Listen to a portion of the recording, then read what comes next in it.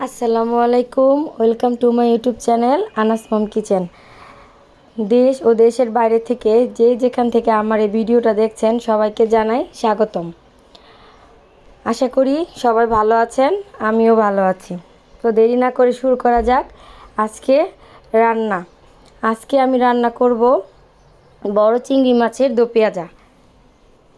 তাই সর্বপ্রথম চিংড়ি মাছগুলোকে ভালো মতো ধুয়ে কেটে বেছে লবণ, হলুদ, মরিচ গুঁড়া দিয়ে মেখে সরিষার তেল ভালো মতো গরম করে এর মধ্যে চিংড়ি মাছগুলোকে এক এক করে দিয়ে ভালো মতো ভেজে নেব।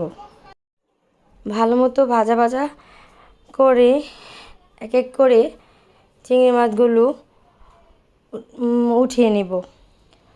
তারপরে মাছ ভাজাগুলো উঠিয়ে নেওয়ার পরে আমি এর মধ্যে পেঁয়াজ, কাঁচামরিচ, টমেটো কুচি দিয়ে দিব।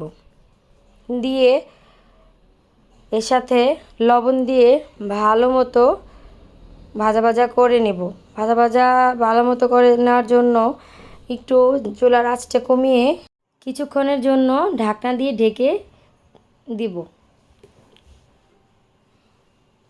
ফিরে আসছি কিছুক্ষণ পরে।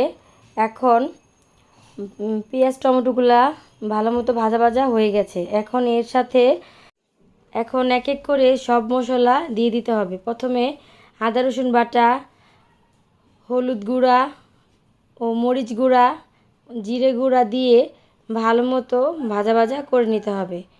ভাজা ভাজা করা হয়ে গেলে এর মধ্যে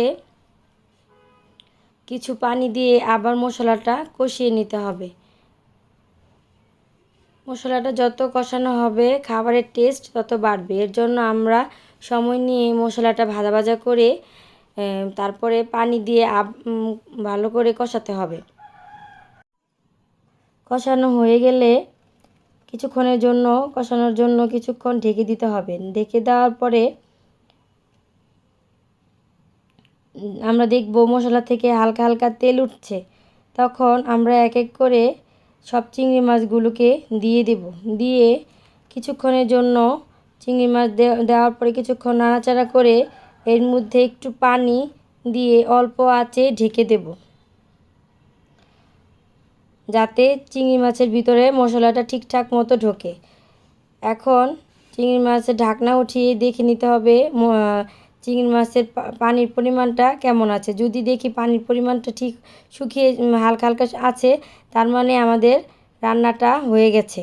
এখন এর মধ্যে আবার 1-2 মিনিটের জন্য ঢেকে রেখে আরেকটু অপেক্ষা করলে দেখা যাবে খাবারের চিংড়ি মাছের কালারটা সুন্দর হয়ে আসছে এবং উপরে তেল ভাসছে। এখন বোঝা যায় যে আমার রান্নাটা হয়ে গেছে। এখন এক এক করে সব চিংড়ি মাছগুলো উঠিয়ে তৈরি হয়ে গেল আজকের মজাদার বড় চিংড়ি মাছের দো পেঁয়াজা। Thanks for watching.